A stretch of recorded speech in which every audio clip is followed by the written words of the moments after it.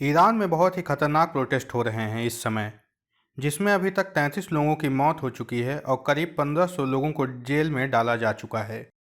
हुआ ऐसा कि ईरान की एक लड़की जिसका नाम महसा अमीनी था, वह अपने भाई के साथ अपने होम टाउन से ईरान की कैपिटल तेहरान की तरफ ट्रेवल कर रही थी। इसी दौरान रास्ते में ईरान की मॉरल पुलिस ने उसे अरेस्ट कर लिया। कारण जो मॉरल पुलिस ने बताया कि इस लड़की ने हिजाब या हेड स्कार्फ ठीक से नहीं पहना था। मॉरल पुलिस ईरान में लोगों पर नज़र रखने के लिए होती है और उन्हें समझाने के लिए कि वह कैसे कपड़े पहने और कैसे कपड़े नहीं पहने।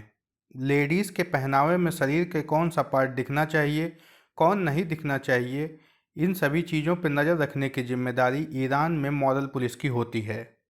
अरेस्ट के 2 दिन बाद 16 सितंबर 2022 को महसा अमीनी की मॉरल पुलिस की कस्टडी में मौत हो जाती है।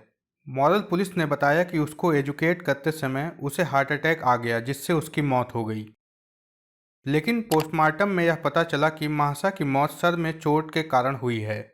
महसा अमीनी के भाई ने भी इस बात की पुष्टि की है कि डिटेंशन सेंटर में उसने महसा के चिल्लाने की आवाज़ सुनी थी, जैसे कि उसे बहुत मारा जा रहा हो।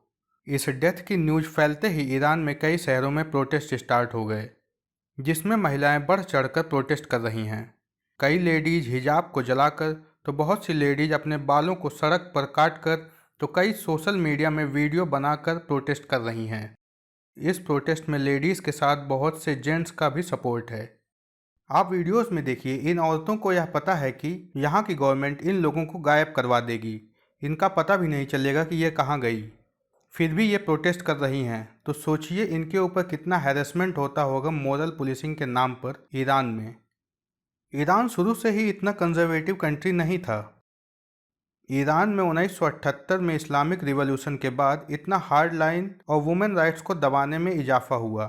ईरान के न्यूक्लियर पावर बनने के सपने के कारण ईरान पर वैसे ही अमेरिका के सैंक्शन लगे हुए हैं, जिससे ईरान का एक्सपोर्ट और ट्रेड पूरी तरह से तबाह हो गया है और वह FATF की ब्लैकलिस्ट में भी पिछले कई सालों से है, जिसके कारण वहाँ की 60% से ज़्यादा की आबादी गरीबी रेखा के नीचे अपना जीवन व्यतीत कर रही है। ईरान की जनता के पास खाने तक के भी पैसे नहीं हैं और इन्फ्लेशन रेट ईरान में 50% से भी अधिक है। तो वहाँ के लोगों को इसका आभास है कि उनका हाल भी नॉर्थ कोरिया जैसे होने वाला है, जहाँ की बम बनाना है, चाहे तो देश के लोगों के पास खाने को पैसे रहें या न रहें। इसके अलावा महसा अमीनी एक कुर्दिश थी और कुर्दिश पॉपुलेशन ईरान में लगभग 10 से 15% आबादी रखती है और ईरान की गवर्नमेंट कुर्द लोगों पर ज़्यादा अत्याचार भी करती है, क्योंकि समय समय पर उनके बीच से अलग कुर्दिस्तान देश की मांग उठती रहती है। यह सभी चीज़ें भी मिलकर इस प्रोटेस्ट को और ज़्यादा बड़ा बनाती जा रही हैं। प्रोटेस्ट के चलते ईरान की गवर्नमेंट इंटरनेट बैन कर रही है, जिससे कि प्रोटेस्ट क्रैकडाउन की खबरें देश के बाहर न जा पाएँ। इसके अलावा ईरान के प्रेसिडेंट राइसी से जब इस प्रोटेस्ट के बारे में पूछा गया, तो उन्होंने इस केस की फेयर जांच कराने की बात कही है। उन्होंने इस प्रोटेस्ट की जिम्मेदार इजराइल को बताया है। इस प्रोटेस्ट को खत्म करने के लिए ईरान की गवर्नमेंट हार्ड पुलिस क्रैकडाउन भी कर रही है। लोग पुलिस से अपील भी कर रहे हैं कि वह उनकी तरफ हो जाए और गवर्नमेंट से विरोध में पब्लिक का साथ दे।